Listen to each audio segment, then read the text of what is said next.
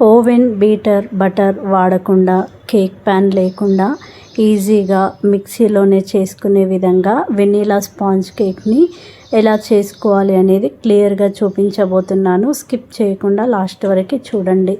ఇంట్లోనే ఈజీగా మిక్సీలో కేక్ ప్యాన్ లేకుండా చూసేద్దాం పదండి. ముందుగా ఒక బౌల్ తీసుకొని అందులో 1 కప్ మైదా పిండి తీసుకోండి. మీరు మైదా పిండి ప్లేస్లో గోధుమ పిండి కూడా వాడచ్చు. మైదా పిండి 1 cup, 1 table spoon baking powder, 1/2 table spoon baking soda అన్నీ కలిసేలా కలుపుకొని బౌల్ అనేది పక్కన పెట్టుకోండి. నెక్స్ట్ మిక్సీ జార్ తీసుకోండి. అదే మిక్సీ జార్లో 1/2 కప్ షుగర్ ప్లేస్లో మీరు పటిక బెల్లం కూడా వాడచ్చు. షుగర్ని పౌడర్లా మిక్సీ పట్టుకొని చిటికెడు మాత్రమే సాల్ట్ వేసుకోవాలి. 3/4 కప్పు ఆయిల్ వేసుకోవాలి. ఆయిల్ వేసుకున్నాక అందులోనే 4 ఎగ్స్ వేసుకోండి. మీరు ఎగ్స్ లేకుండా చేసుకోవాలి అనుకుంటే ఎగ్స్ ప్లేస్లో పెరుగుని వాడండి. 4 ఎగ్స్ తీసుకున్నాక అందులోనే ఒక 2 to 3 టేబుల్ స్పూన్స్ వరకు కాచి చల్లార్చిన పాలని వేసుకోండి. కొద్దిగా గోరువెచ్చగా ఉన్నా పర్లేదు. 2-3 టేబుల్ స్పూన్స్ వరకు మిల్క్ని వేసుకోండి. మిల్క్ వేసుకున్నాక అందులో 1.5 టేబుల్ స్పూన్ వరకు వెనిలా ఎసెన్స్ వేసుకోండి. వెనిలా ఎసెన్స్ వేసుకోవడం ద్వారా ఎగ్ స్మెల్ అనేది రాకుండా ఉంటుంది. వీటన్నింటినీ ఇట్లా క్రీమీ స్ట్రక్చర్ వచ్చేంత వరకు మిక్సీని అనేది ఆపుకుంటూ మిక్సీ పట్టుకోండి. ఇలా క్రీమీ స్ట్రక్చర్ అనేది రావాలి. మినిమం 5 to 6 minutes వరకన్నా మిక్సీ పట్టుకోండి. ఎంత మిక్సీ పట్టుకుంటే కేక్ అనేది అంత స్పాంజీగా వస్తుంది. మనం ఇందాక కలిపి పెట్టుకున్న మైదా పిండిలో ఈ మిశ్రమాన్ని అనేది వేసుకొని విస్కర్తో బాగా కలుపుకోండి.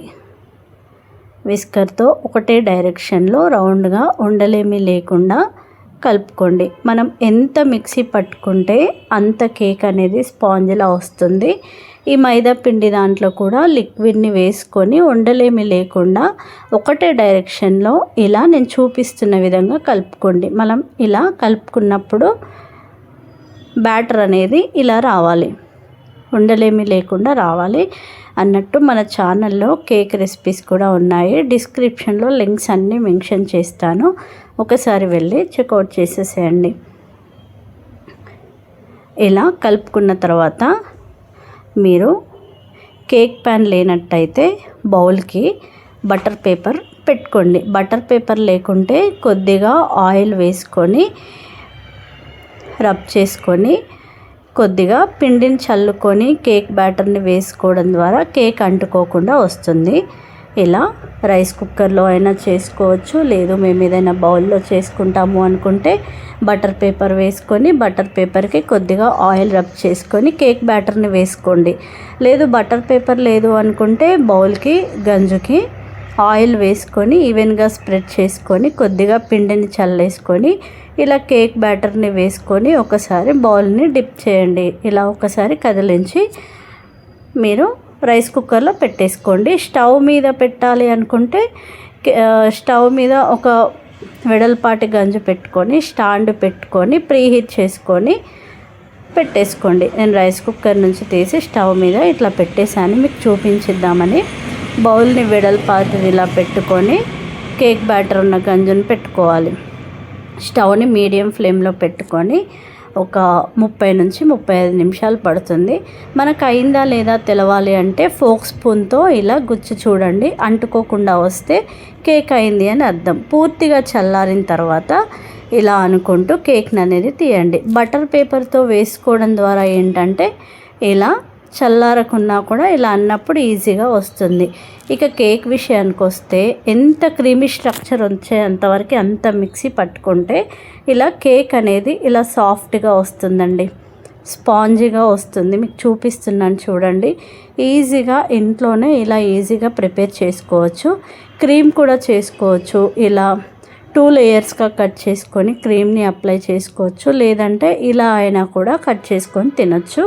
మీరు ఒకసారి ట్రై చేసి ఎలా వచ్చింది అనేది కామెంట్ బాక్స్లో మెన్షన్ చేయండి. ఈ కేక్ అయితే నేను హస్బెండ్ బర్త్డే రోజు చేశానండి. టేస్ట్ విషయానికి వస్తే బాగుంది. సేమ్ మనం బేకరీలో ఎలా అయితే ఉంటుందో టేస్ట్ అలాగే ఉంటుంది. మీరు ఇంట్లో ఈజీగా ఇలానే బర్త్డేస్కైనా యానివర్సరీకైనా దేనికైనా చేసుకొని హ్యాపీగా తినొచ్చు, పిల్లలకి చేసి పెట్టొచ్చు.